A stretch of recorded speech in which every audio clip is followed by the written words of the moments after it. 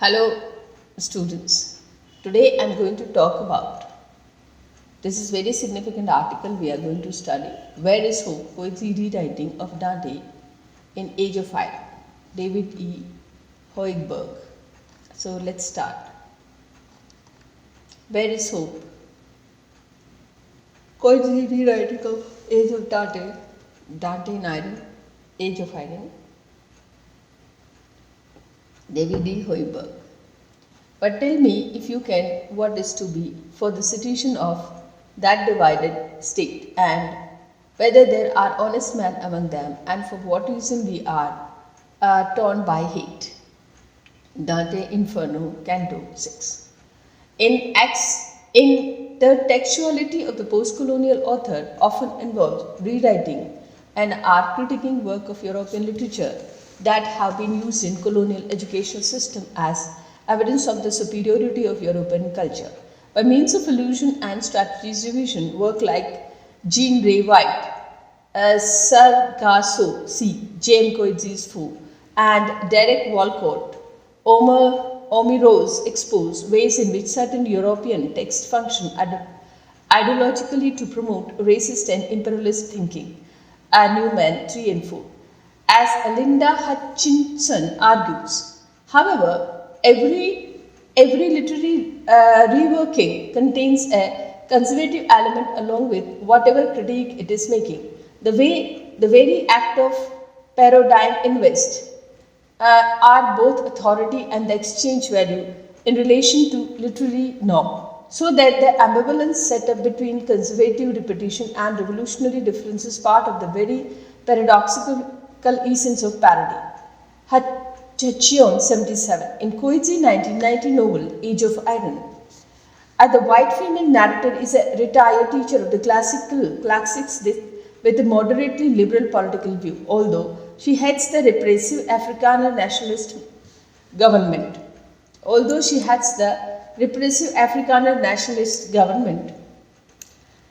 Right, in the ambivalent setup and very paradoxical, the very act of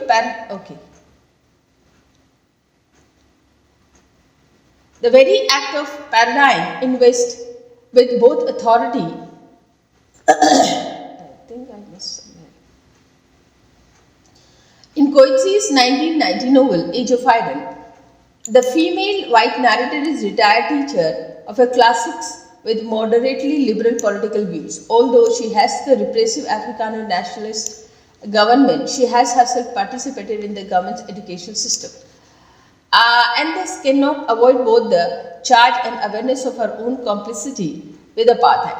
Terminal illness and journey yielding heightened awakened of black underclass cause her to re-examine both her politics and vast knowledge of classical literature and history. This re-examination brings to light conflicting impulse with her character, the tendency to retreat into familiar text and ideological structure, and the drive to comfort and confess her responsibility for the suffering of others. Both are figured in Coetzee's use of Dante's Commedia, which serves as an example of European high culture to be resisted and a model of self-examination and confession to be allowed. Other critics have looked at the parallels between Coetzee's Virgil and Dante's Virgil. In this essay, I will focus mainly on the episode in which Virgil does not appear but which nevertheless function overtly over a reworking of Dante's Inferno. I will argue that Coetzee accepts Dante's view of importance of direct experience in the process of self-examination and confession, but locates his main character's journey of discovery in Black Township in order to question the imperial vision that informs Dante's views of factionalism and civil war, presenting itself as a long letter from a dying woman to her expatriate daughter. Okay, now please remember this, it is significant. Presenting herself as a long letter from a dying woman to her expatriate daughter. The novel opens up on the day Mrs. Kurian learns that her bone cancer is terminal and comes home to find homeless man sleeping beside her garret. Mrs. Curran must simultaneously confront her own mortality, the unfamiliar world of South Africa's black underclass in a more direct and personal way that she has had to before. Faced with the certainty of the body extinction, she begins to think about the health of her soul and finds that it is not a private matter between herself or God, but it is bound with her, a material and political space in South African society. She expected to be lumped with her other member of her race and class in the final reworking. If justice reigns at all, she writes, we middle class whites will find ourselves bare at the first threshold of the underworld, while as Gulfs in eternal white arena are mistook for weeping. A white, our color, the color of limbo, undecided, indecisive, neither hot nor cold, neither fish nor fowl. Mrs. Curran's reference are picked up on the fact that Dante based his limbo of the indecisive soul on the area of unveiled infants in Virgil's underworld. God or history, as she fears, will judge those who refuse to take a sides in the racial warfare of South Africa as moral infants, grub still in their cocoon. I do not want to die in the state that I am, she writes, a state of ugliness. I want to be saved. How shall I be saved? By dying what I do not want to do, I must love, first of all, the unlovable. For Dante, everything depends on whether one dies in state of sin or represents sincerely both death. Those who repent, even if they wait until the last moment, guarantees themselves as a place in purgatory and eventually in heaven, although they may undergo additional punishment for making good weight. These musings on the afterlife establish that Coetzee is aware Dante's precedent and use its constructing Mrs. Curran's spiritual journey. Gave Coetzee's consent in the novel. His use of Dante is an appropriate choice for several reasons. First of all, the reference of Dante's use Virgil in the above passage reminds us that Dante's work is already highly intertextual. The Commedia is on one level a poem about reading Virgil, but since it is also a Christian poem, Virgil's model must be transformed. Dante therefore exemplifies Hection's description of the paradoxical mixture of repetition and exemplifies Hection's description of paradoxical mixture of repetition and difference inherent in all parallels. Second, the Commedia is a work in which the personal and the political are intertwined. Autobiographical details given in the poem shows that Dante's spiritual journey going with his political career and exile from Florence. The spiritual journey takes place during Holy Week in year 1300. In Florence in May of that year, street fighting between the black guelphs and the white guelphs broke out. This period of a renewed black-white struggle was also the period when Dante, a moderate white guelph, was elected one of the prior or magistrate of the city, and it was this and other political activity that made him a target of the reprisals once the black took control of Florence in 1301. Dante was convicted in absentia of the corruption in office and sentenced to death. Dante was literally journey across Italy as a political exile. Then, while he was writing the poem about his journey through hell, purgatory and paradise, just as the maze-like dark wood of the opening canto is in the part and blood-darkened street of Florence, so the journey is in the part of discover causes and solution for civil war in Florence. Even this brief sketch hints the parallels between Dante, Florence and Coetzee's South Africa. In late 1980s, when Age of Iron takes place, South Africa too was divided by renewed and heightened struggle between white and black. Although their terms indicate racial classification as well as political loyalties. Mrs. Curran's spiritual journey began in autumn 1986 when death sentence of sword is passed by her bodies, by passed upon her a doctor's announcement of the terminal cancer. Mrs. Curran's spiritual journey began in autumn 1986 when a death sentence of sort is passed upon her by her doctor's announcement of terminal cancer. In June of the year, the nationwide state of emergency was declared by the nationalist government in response to 3 years of vigorous resistance to apartheid regime in every city and nearly homeland in country. Now this is also another development. In June that year, a nationwide state of emergency was declared by the nationalist government in response to 3 years of vigorous resistance to the apartheid regime in every city and nearly homeland in country. Thompson 229. And 1 month nearly unbridled welfare in the township and squatted camp near Mrs. Curran's Cape Town home. It makes sense that I think to say that increasing black militancy and white attempts at repression in this period were desperate measures heralding a kind of death sentence in white only. To Mrs. Curran's, life in this country is so much like that, like abroad a sinking ship. An image recalling Dante's declaration that Italy is a ship unpiloted in the storm's rage. Italy is a ship unpiloted in the storm's rage. Purgatoria.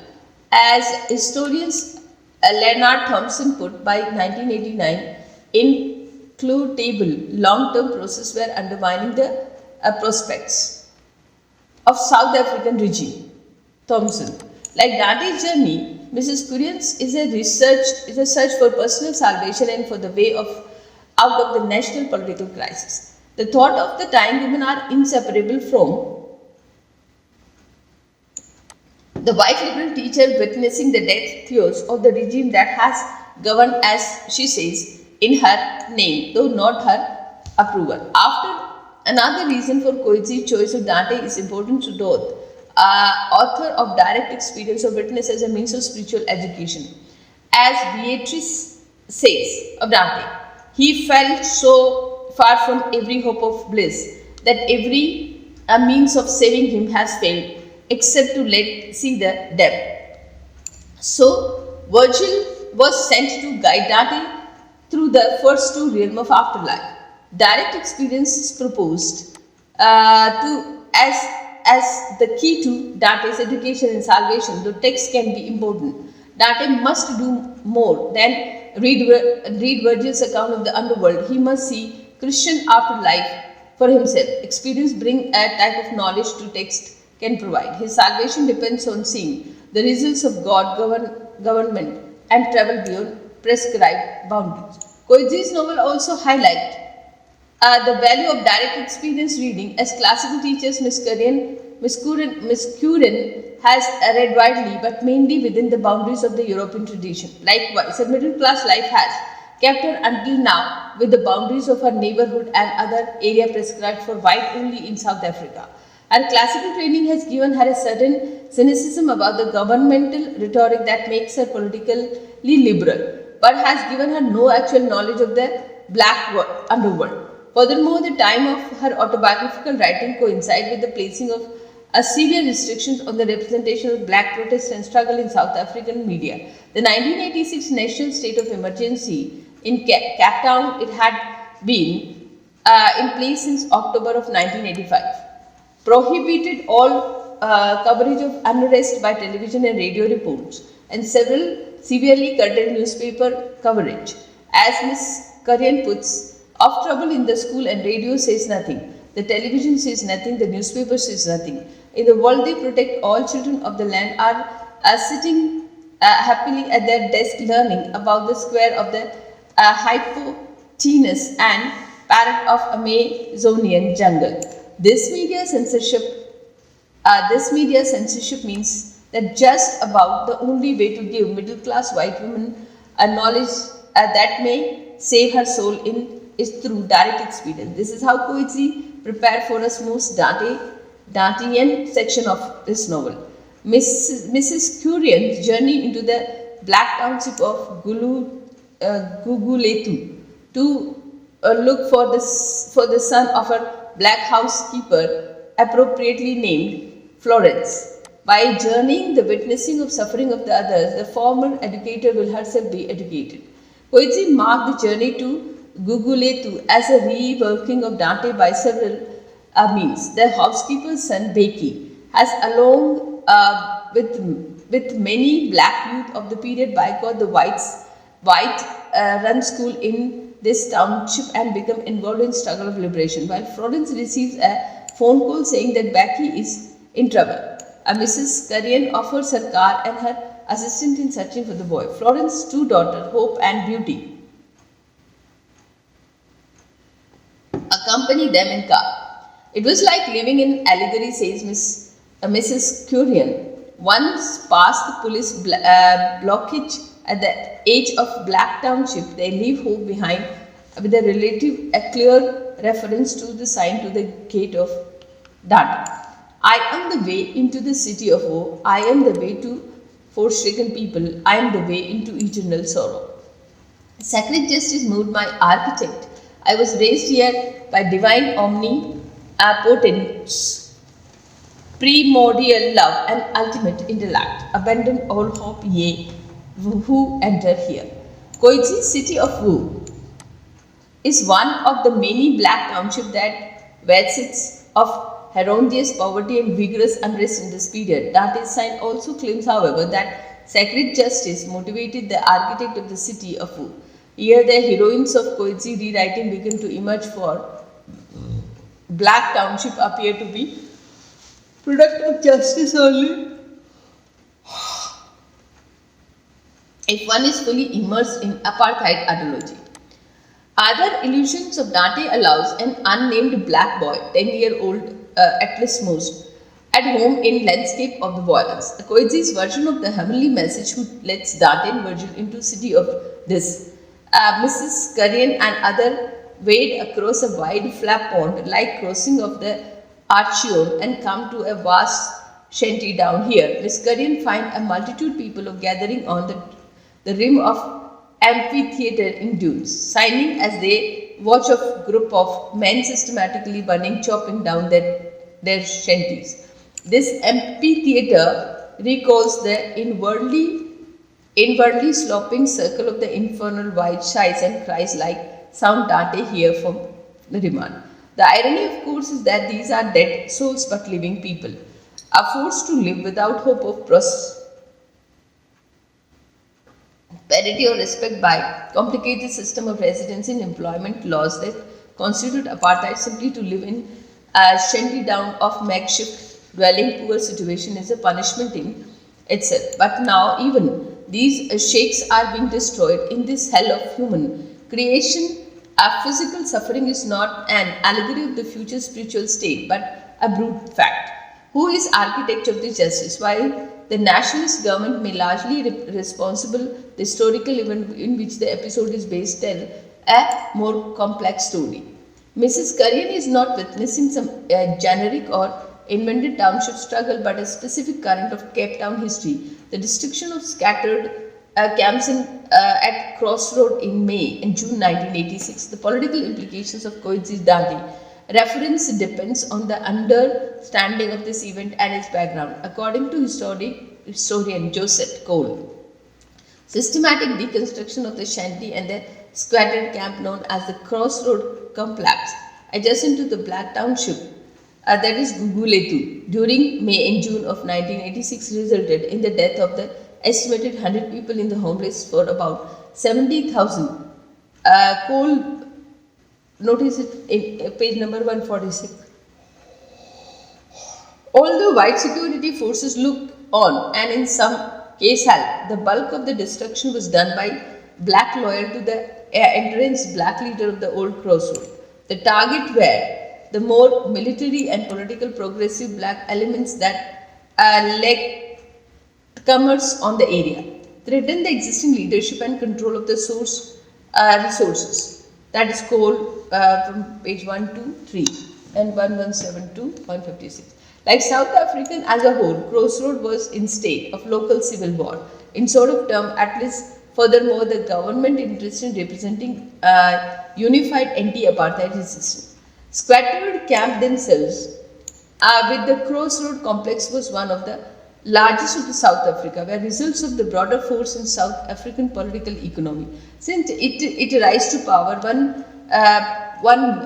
one main interest of the nation party had been to maintain a supply of the cheap labor of white-owned agriculture industry while attempting to curtail the social mixing of political instability that go along with the large residence of black population. As part of strategy to ensure continuity, all black were officially declared to be citizens of various ethnic homeland allowed to reside. White South Africa only temporarily for the purpose of the working a job not reserved for white or colored. Those black who were allowed to live near the major cities, but these were seldom large enough to accommodate number of legal and illegal urban class.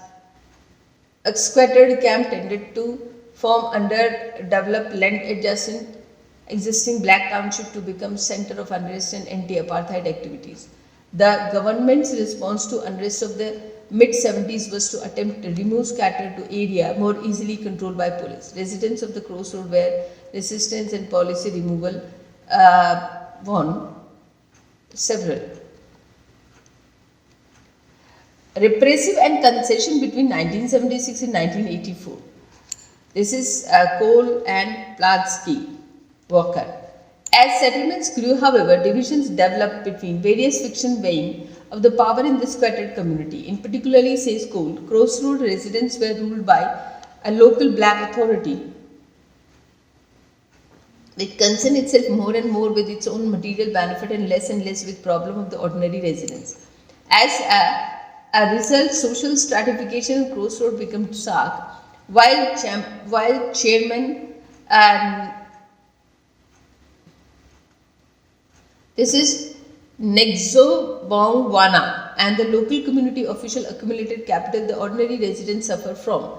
Nexobongwana allied himself with the United Democratic Front in order to resist further settlement attempt during the early month of 1985 when he was under arrest and trial. Politically progressive militant youth of the area began to assume more of the leadership when this role release was prison. Negso Bongwana allied himself with the state of security force against the young militant and the UDF in order to try to regain his lost control of the region. The alliance between Negso Bongwana and the government served interest. Negso Bongwana followers for the white clothes they wore of identify themselves gained a virtually free hand and violence against their adversaries. The militant youth comrade like Becky and John in Novel and the state gained a ways to repress anti-government activity without the negative publicity and might accompany more overt action.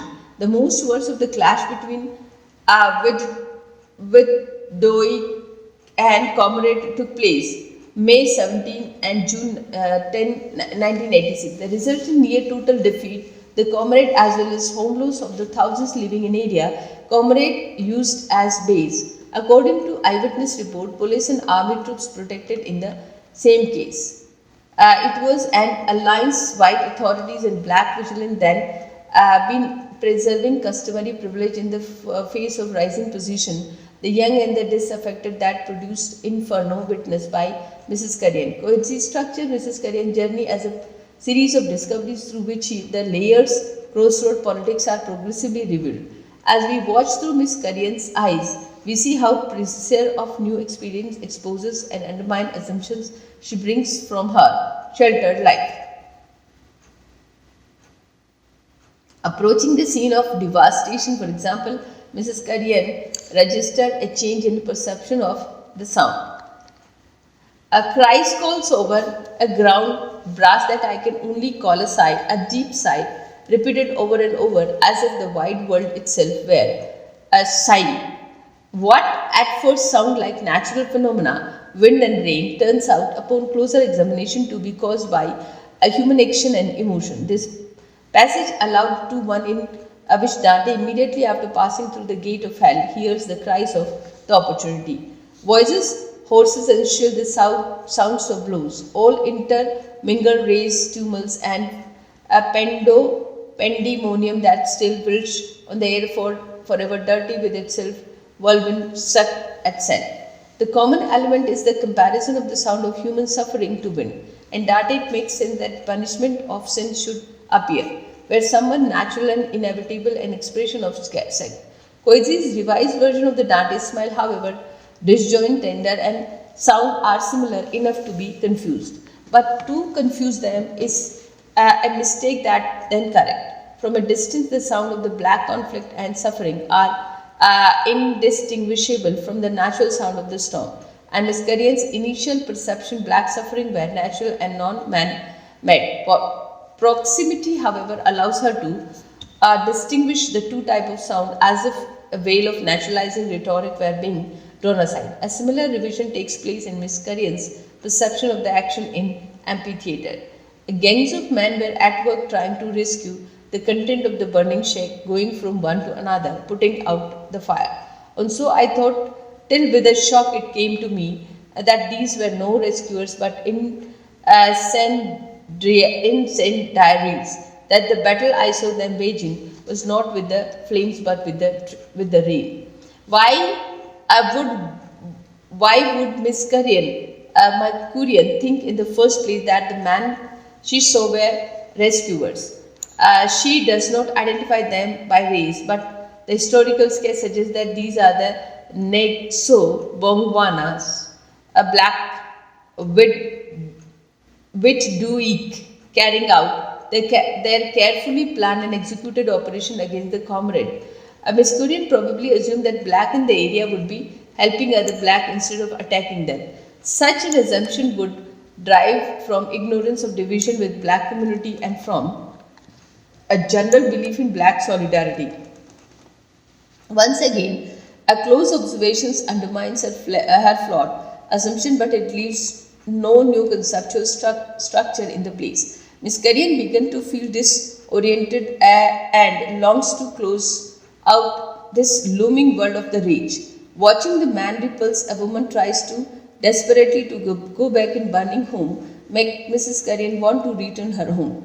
Not just because of her physical pain, but also because she feels, I am out of place. Yet she makes an ideological retreat to one of the key elements apartheid though. The idea that there is a proper place for white and blacks and the each is out of place in the place of others. At this point, Mr. Thabane approached Mrs. Curran to comment on the scene.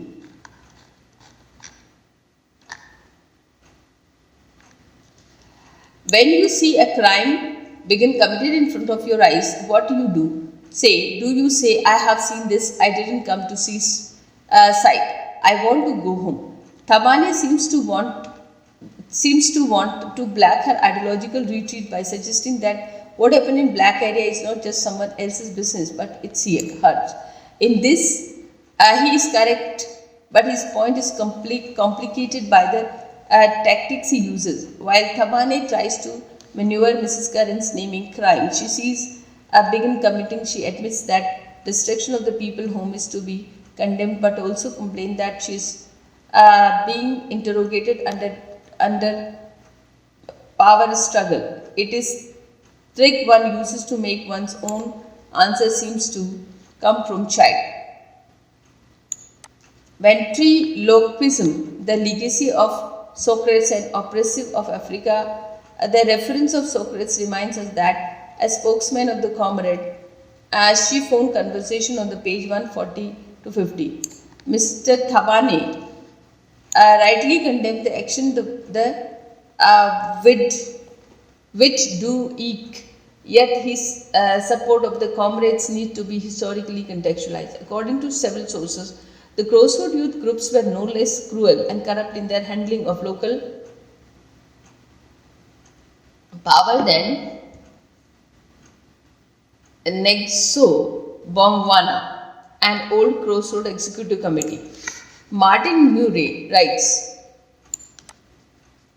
what seems to really exacerbate the intergeneral conflict was resentment over severity of the wanton punishment meted out to adult after politically affiliated Nayang Youth Brigade seemed assumed control over people. Nayang East and confirmation of Omega during a 1985 consumed boycott when suspected boycott. Such actions, of course, do not justify the violence of youth opponents, but they do add to complexity of the model. No one of this inferno seems immune and accusation of the opportunism, even dying women.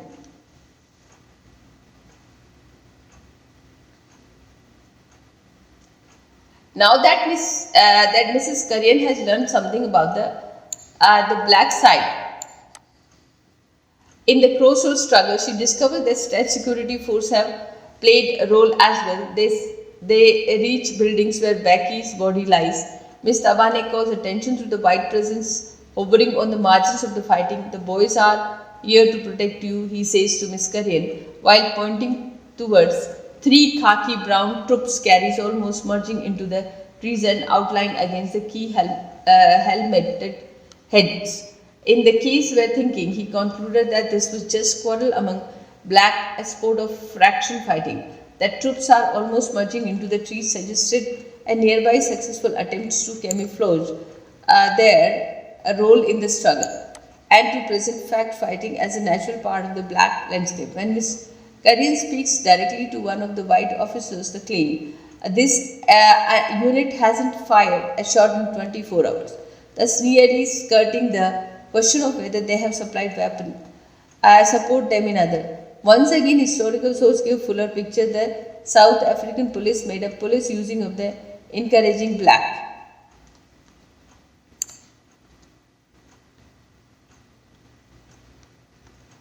The climax of Miss Korean's journey of education takes place appropriately in the burnt out building described as a horror school.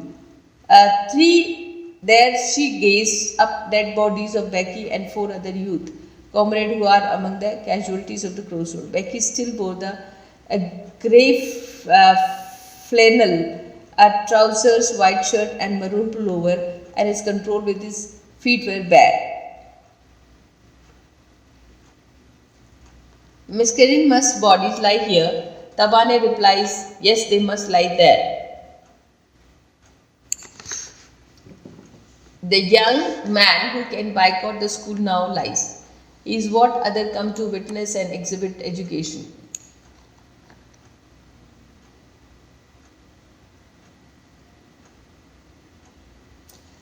Work like Dante's would have been thought. The black body in all its particularity and solidarity has become the main text to be read and interpreted, displacing the text of Dante and other European classics. In this classroom where lessons of the poverty, oppression and violence are taught, Miss Korean, then the former teacher is student, she writes, I thought this is the worst thing I have witnessed in my life, and I thought now my eyes are open and I can never close them again. Presumably her eyes are now open to human cost of apartheid and its a deformation of the human spirit. Miss Korean is clearly unsettled and reshaped by her first-hand observation of the crossroad fighting, an experience she would have missed that she stayed within the safe white world.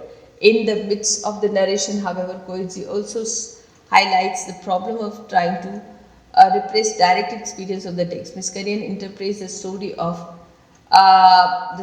to remind us that the white record of experience has already been immediate and structured her consciousness. If I tell you the story of this morning mindful form, office and place, it is through my eyes that see. The voice that speaks in your head is mine. Though me alone, do you find yourself or here or desolate flats, smell and smoke in the air and see bodies of the dead hearing well.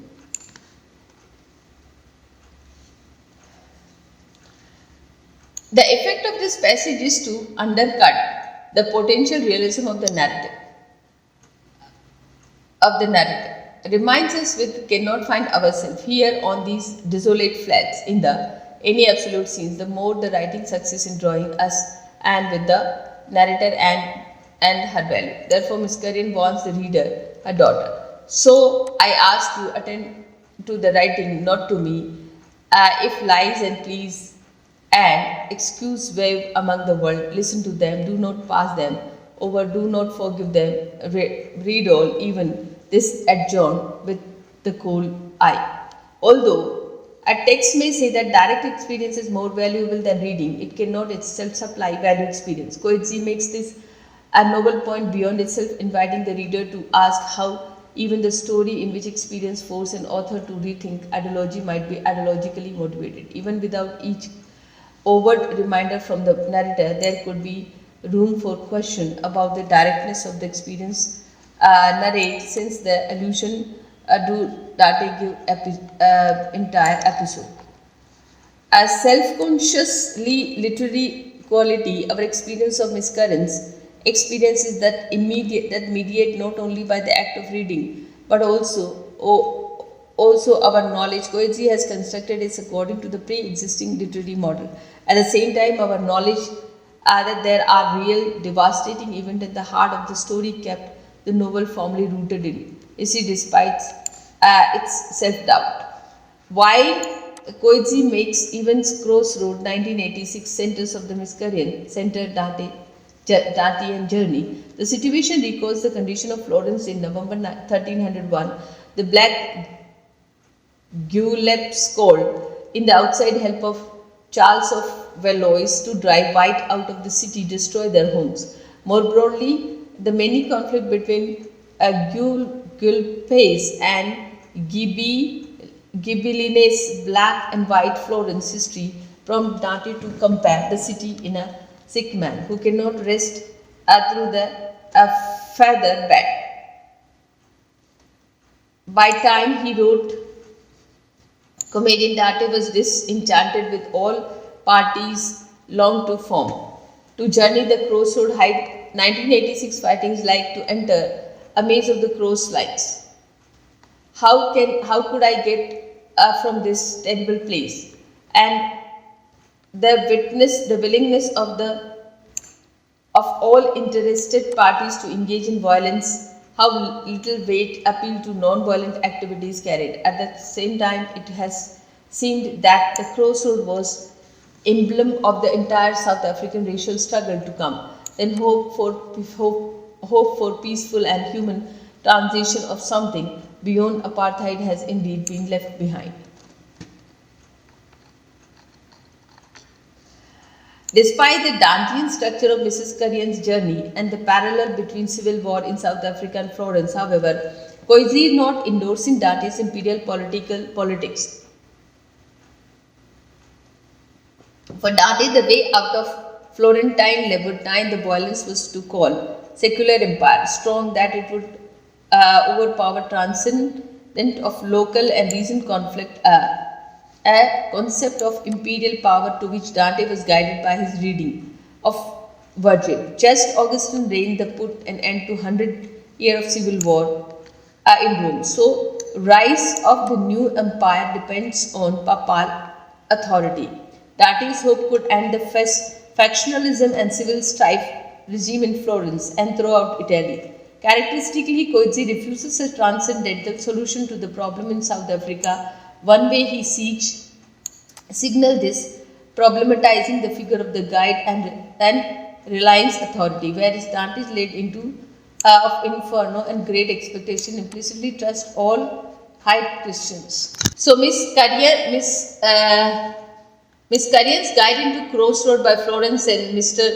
Tabane, but left to find her own way out of maze. After getting lost in suburbs, she takes her way to Road Tracker Road and then home. This is a reference to the finding myth of Afrikaner nationalism, illustrate not a way out of current crisis but one of chief cause, as Miss Currien observed earlier in the novel. The wood tracker had produced generations of tight-lipped Afrikaner children, marching, signing their patriotic hymn, saluting their flag, vowing to die for their fatherland, and was now model for the dogmatist witch hunt of both armies. Appropriately then, Wood Tracker Road does not lead Miss Currien away from the violence of Crossroad. A few days later, the incident is reenacted in a miniature in her own home. She watches the police remove the comrades squatted John Florence room and discover there is no reliable guide and no return home to prove structure of authority. The scene in the ruined school neatly symbolizes Coetzee's intertextual strategy with regard of Dante, just as the wall of building remain, but now house a very different sort of education experience. So Coetzee makes the structure of Dante as journey recognizable but replaced by content instead of specifically Christian or Western series of revelation. Miss Curran learned about the politics and human cross of the crossroad in very place where the government control a media have depicted the colonial discussion of the Dante's Divine Comedy and some other colonial Western texts taking place between benevolent teachers and dutiful students. Coetzee's places black corpus. He dismantled the traditional classroom, making it place where transition and not enforced. Coetzee rewrites Dante not only to locate us in South Africa and Florence, but also question the nostalgic imperial of the heart of Dante's theory of history. Exactly what lesson Miss Curran ultimately draws from her educational journey are not so clear. It takes out of her comfortable wide zone, and she never able to feel quite at home there again. She dreams of making a flamboyant gesture of protest and government, but settled for a gradual decline into a drug-induced lethargy. She becomes more confessional, admitting and that does not love John because she does not want to love him enough to love him despite myself. The most positive aspect of her post-journey life is the growing intimacy between herself and Berkeley, suggesting that the best hope of future in South Africa lies in personal and incremental growth and myth of the global salvation. Coetzee does not offer transcendental solution, yet Age of Iron is still partially the spirit of Dante in its valuing of the direct experience and the lament over the problem of factionalism and civil war.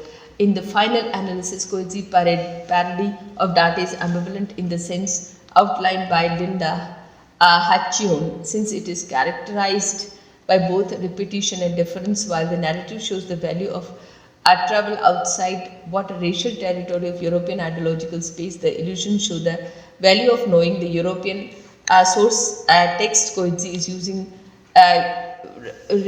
revising Age of Iron, thus construct as to reward the reader's ability to move among different perspectives and bodies of knowledge and current to the ancient and black ownership of the Western classics. So you just read this and listen it again, and I hope you will understand it. So what are these significant aspects we can? White, a classic. Coetzee discusses similar ambivalence in this introduction to J.S. Bash music. He asks, is there some non-vacuous sense in which I can say the spirit of the Bash was speaking to me across the age, across the sea, putting me before the idea of home, and was what really going on what moment that I symbolically electing the high European culture as root and take my classic position in white South African society. Most notably, Shella Robert, in her 1996 article, Robert argues that Berkeley is a modified version of the Dante's virtual and that Coetzee Dante parallel to expose the political irrelevance. The most existing general discussion of the novel by Attridge and Gallagher, Maria and Coetzee's own comment of the novel, interviews with David Atwood. So we finish here. You again try to listen it, and this is how this this whole article is talking about how she comes from the safe white zone, and she was ignorant enough about the black world. So our understanding about the black world, black colony was not appropriate, and that's how she gets into this realm of violence and these black colonies. And finally, then she realized that how this Afrikaner nationalist government or the government was so lopsided, and that's how the education system was also not helping. So I end up here. You listen it again, write me a comment, what next we can do. Thank you so much.